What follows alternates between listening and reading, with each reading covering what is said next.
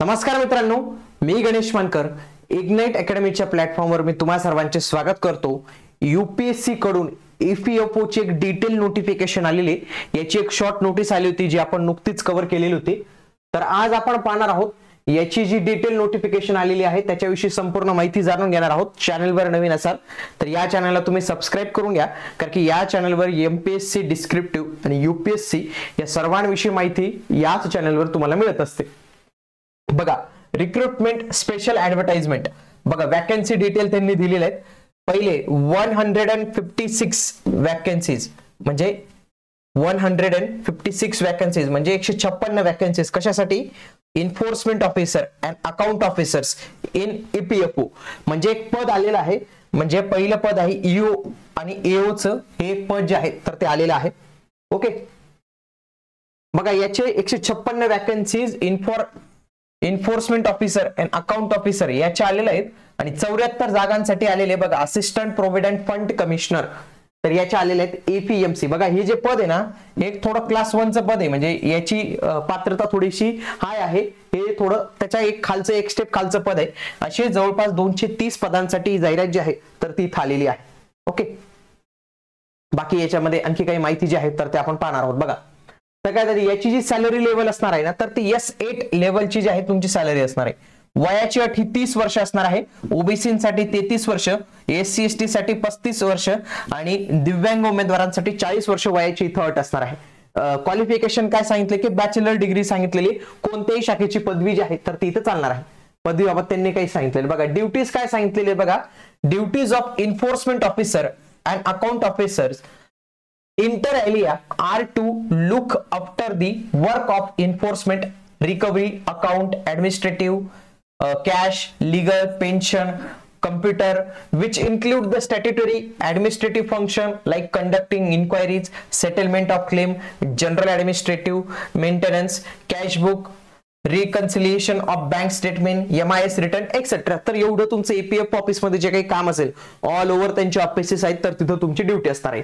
एक ग्रुप बी ची पोस्ट आहे, ही नॉन मिनिस्ट्रियल पोस्ट आहे आणि याचं हेडक्वार्टर मुंबईमध्ये आहे, तर नवी दिल्लीमध्ये, तर नवी दिल्लीमध्येच तुमचा जॉब असेल असं नाही, तुम्हाला ऑल ओव्हर इंडिया कुठेही जे आहे तर ते जावं लागणार आहे। पुढची जी पोस्ट आहे तर त्या पोस्टसाठी जे आहे तर ते लेवल 10 चं तुमची वेतन श्रेणी असणार आहे। त्याच्यासाठी 35 वर्ष ओपन वाल्यांसाठी, 38 वर्ष ओबीसीसाठी, 40 वर्ष एससी साठी, 35 वर्ष एसटी साठी, त्याच्यानंतर 45 वर्ष हे पीडब्ल्यूडी साठी। म्हणजे इथे थोडंसं मे बी चुकलं असेल, इथं हे 40 वर्ष पाहिजे, कारण की एससी एसटी दोघांनाच हे 5 वर्ष वयाची सूट जी आहे तर ती मिळत असते। याच्यामध्ये काय पाहिजे, डिग्री कोणत्या युनिव्हर्सिटी मधली डिग्री पाहिजे, पण जर degree in company law, labour law आणि पब्लिक ऍडमिनिस्ट्रेटिव्ह मध्ये असेल तर त्याला आम्ही डिप्लोमा असेल तर त्याला थोडंसं जास्त प्रेफरन्स देऊ। याच्यामध्ये पण सेम तुमचं जे वरती जे काही काम सांगितलेले असिस्टंट प्रोव्हिडंट फंड कमिशनर, तर याचं ते काम सांगितलेलं आहे। ही एक ग्रुप ए लेवलची पोस्ट आहे। मी तुम्हाला काय सांगितलं की ही पोस्ट थोडीशी हायर लेवलची आहे। याचं हेडक्वार्टर नवी दिल्ली इथे आहे आणि इथं पुढे त्यांनी सांगितलेलं आहे की तुमचे ऍप्लिकेशन हे सुरू होणार आहेत 29/7/2025 पासून आणि हे ऍप्लिकेशन चालणार आहेत 18/8/2025 पर्यंत। तर या कालावधी दरम्यान हे ऍप्लिकेशन जे आहे तर ते चालणार आहेत। ओके, याचं हेडक्वार्टर नवी दिल्लीमध्ये जरी असेल तरी officers are recruited are liable to posted anywhere in India, म्हणजे भारतात तुमची कुठेही जी आहे तर ती बदली होऊ शकते। याच्यामध्ये 2 वर्षाचं तुमचं प्रोबेशन पिरियड असतं।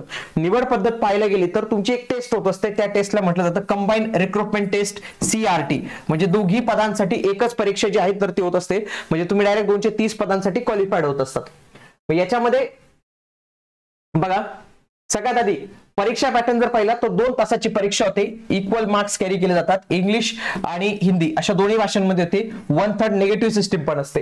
सिलेबस जर पाहिला तर सिलेबस जे कोणी यूपीएससीचा अभ्यास करतात तर त्यांच्यासाठी हा सिलेबस फार पूरक असतो। बघा, जनरल इंग्लिश असते, एक नॉर्मल इंग्लिश असते, Indian culture, heritage, freedom movement म्हणजे हिस्ट्रीवर प्रश्न, developmental issues present and trends in Indian economy, Indian इकॉनॉमीवर प्रश्न, पुढचा आहे इंडियन पॉलिटीवर प्रश्न, जनरल सायन्सवर प्रश्न, बेसिक नॉलेज ऑफ कम्प्युटरवर प्रश्न, त्याच्यानंतर elementary mathematics, statistic, general mental ability. हा मेन महत्वाचा पार्ट आहे की हा थोडासा वेगळा आहे, त्याच्यासाठी तुम्हाला विशेष मेहनत करावी लागेल। एक म्हणजे industrial relations, labour laws and social security in India, principles of accountancy in auditing and insurance. तर हा जो एक सेपरेट पार्ट आहे ना तर याचा मात्र तुम्हाला इथं अभ्यास करावा लागू शकतो। ओके, त्याच्यानंतर current events of national and international importance म्हणजे काय, चालू घडामोडीवरचे प्रश्न असतील. याच्यामध्ये तुमचं निवड कशा पद्धतीने होत असते, 75-25च्या पॅटर्नने. बघा 75% मार्क्स हे तुमचे कशा चेक केले जातील, सीआरटी कंबाईंड रिक्रुटमेंट टेस्टची, आणि 25% मार्क्स ही तुमच्या इंटरव्ह्यू साठी असणार आहेत. बघा इथं जे पुढे जर आपण पाहिलं तर आपल्याला बघा इथं ही परीक्षा जी झाली ही 300 मार्कची परीक्षा झाली. त्याच्यानंतर पुन्हा तुमची 100 गुणांची काय होत असते, एक इंटरव्ह्यू जे आहे तर तो इथं होत असतो. पुढे याचे परीक्षा सेंटर बघा, महाराष्ट्रात बघा संभाजीनगरला एक आहे, त्याच्यानंतर ठाणेला एक सेंटर आहे, पुण्याला एक म्हणजे परीक्षा होणार आहे आपली एक्झाम सेंटर, पहिलं सेंटर सांगतोय मी तुम्हाला. त्याच्यानंतर मुंबईला आहे, नागपूरला आहे, नाशिकला आहे, आणि त्याच्यानंतर चेन्नई, दिसपूर, कोलकाता आणि नागपूर ही ओपन सेंटर आहेत. म्हणजे बाकीच्या ठिकाणी जर जास्त झालं तर ते काय होईल, तर त्या पद्धतीने या गोष्टी होणार आहे. बघा ही सगळी माहिती होती. आणखी काही एक्स्ट्रा माहिती जी असेल तर मी इथं तुम्हाला सांगतो. पहिले तर याच्यासाठी जनरल ओबीसी ईडब्ल्यूएस फक्त 25 रुपये परीक्षा शुल्क असणार आहे. म्हणजे कुठे ते टीसीएस आयबीपीएस वाले गट लेवलची घेतात आणि त्याच्यात हजार रुपये घेतात, आणि हे कुठे भारतातली मोठी परीक्षा. आणि SC ST महिलांसाठी तर 0 रुपये आहेत, त्यांना पैसेच नाही. म्हणून ज्या काही महिला असतील किंवा जे कोणी असतील तर सगळ्यांनीच अप्लाय करून द्या. जे कोणी UPSC ची तयारी करत असेल ना तर त्यांनी अवश्य इथं जे आहे तर ते फॉर्म भरणं गरजेचं असणार आहे.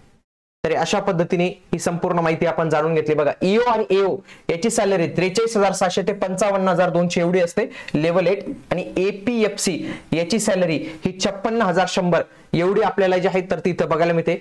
मागच्या वेळी याचा कट ऑफ जो आहे तर तो अनरिझर्वचा किती गेलेला होता, 257.50. किती हा 400 पैकी आहे, सॉरी, कारण की हे 300 पैकी आहे. 178 हा रिक्रुटमेंट सीआरटी टेस्टचा, आणि हे 100 पैकी याला फक्त 50 गुण मिळालेले होते. म्हणजे असे 400 पैकी तुम्हाला फक्त 257.50 मार्क एवढेच पाडायचे होते. त्याच्यानंतर तुमचं सिलेक्शन जे आहे तर ते इथं होणार होतं.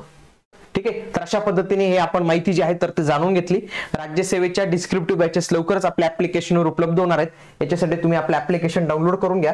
तसेच इग्नाइट अकॅडमीचे विविध दर्जेदार कोर्सेस वेगवेगळ्या स्ट्रीम मध्ये आपले उपलब्ध झालेले आहेत. तर त्याच्यासाठी तुम्ही इग्नाइट अकॅडमीचं ऍप्लिकेशन डाउनलोड करा.